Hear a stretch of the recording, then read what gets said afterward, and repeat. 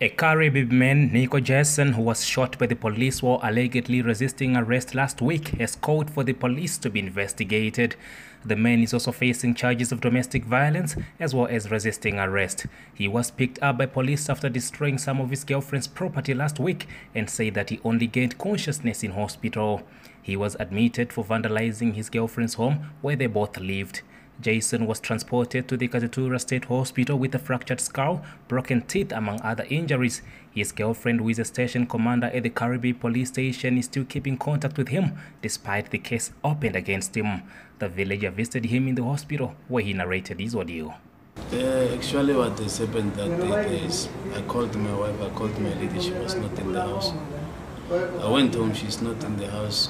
I went back home, I went to drink, I take my few beers, I called her back again later. She never answered phone. Third attempt, I tried to call her, she said she's at work. I went to her workplace, she's not there. I asked the officers in the church office where she is, they said she's not around. She never even came to the police station. I went home, sitting in the sitting room. I'm there alone, I was drunk, and then later, I was such that amount of anger that I break the TV, and then I pull the mat out. And then I pull the mat out, I burn it. After burning the mat, I break the TV. I went out again. I buy some liquor. I come back and I sleep. Okay, I went into my room. As they said, the house was breaking into. The house was never breaking into me. I stayed there. I've got access with all the doors, keys. And I have keys of all the doors. I went in my house, whereby I stay with my wife, which is the station commander of Karibib police. And I closed the door from inside. I pushed the bed against the door. I went into the bed, I sleep. Police come and knock. No, open, it's Namibian police. I said, what do you want? Where's my wife? No, she's not here. I said, I won't open the door unless she opens the door. Unless she comes, I won't open the door. They break the door. They put a bullet in my legs. They handcuff me. From after the handcuff, I don't know. I just go and wake up in Usakoso State Hospital. And from there, I went into a coma again, whereby I come and wake up in Katutura Police, Katutura Hospital.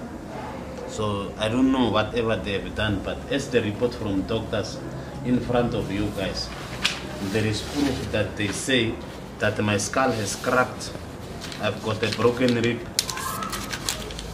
I've got bullet injuries in my leg. This is what the doctors of the X-ray say here. They're talking about the skull.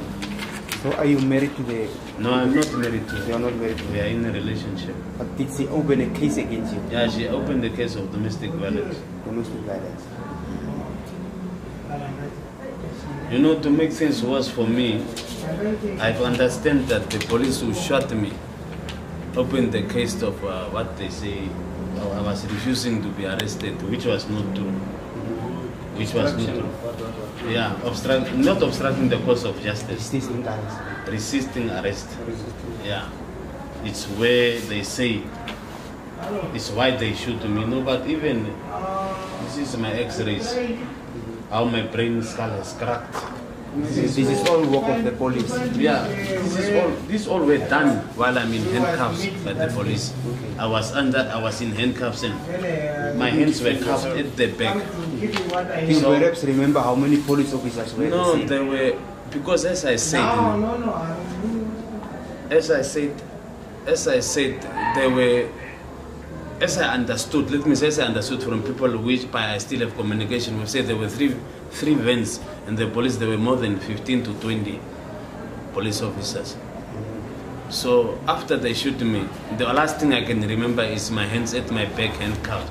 And then I just hear a cracking noise on my head. That is meaning maybe the time my skull is cracked is where I went out.